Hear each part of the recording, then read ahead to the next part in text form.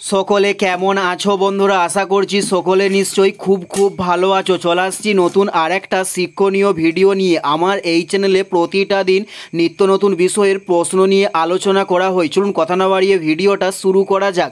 First প্রশ্ন, কনিষ্কের সভাকবি কে ছিলেন? উত্তরটি হলো অশ্ব ঘোষ ছিলেন কনিষ্কের সভাকবি। উত্তরটি হলো অশ্ব ঘোষ। নেক্সট প্রশ্ন, গুপ্তাব্দের প্রচলন কবে হয়? উত্তরটি হলো 320 সালে গুপ্তাব্দের প্রচলন হয়। উত্তরটি হলো 320 সালে গুপ্তাব্দের প্রচলন হয়। নেক্সট প্রশ্ন, পল্লব বংশের প্রতিষ্ঠাতা কে ছিলেন? উত্তরটি হলো নরসিংহ বর্মন ছিলেন পল্লব বংশের প্রতিষ্ঠাতা।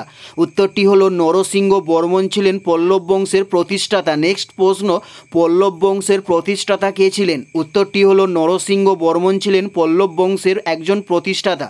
উত্তরটি হলো নরসিংহ বর্মন। নেক্সট প্রশ্ন, মেঘদূতের রচয়িতা কে ছিলেন? উত্তরটি হলো কালিদাস ছিলেন মেঘদূতের রচয়িতা।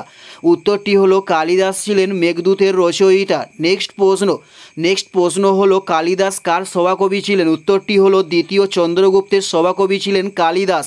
উত্তরটি হলো দ্বিতীয় চন্দ্রগুপ্তের সভাকবি ছিলেন কালিদাস। নেক্সট প্রশ্ন, শিলাদিত্য উপাধি কে গ্রহণ করেন? উত্তরটি হলো হর্ষবর্ধন শিলাদিত্য উপাধি গ্রহণ করেন। উত্তরটি হলো হর্ষবর্ধন শিলাদিত্য উপাধি গ্রহণ করেন। নেক্সট প্রশ্ন, প্রিয়দর্শিকা কে লিখেন? উত্তরটি হলো হর্ষবর্ধন প্রিয়দর্শিকা লিখেন।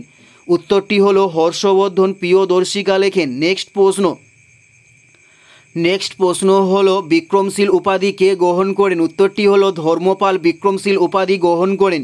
উত্তরটি হলো ধর্মপাল বিক্রমশীল উপাধি গ্রহণ করেন। নেক্সট প্রশ্ন, গান্ধী আরোইন চুক্তি কত সালে হয়? উত্তরটি হলো 1931 সালে গান্ধী আরোইন চুক্তি হয়।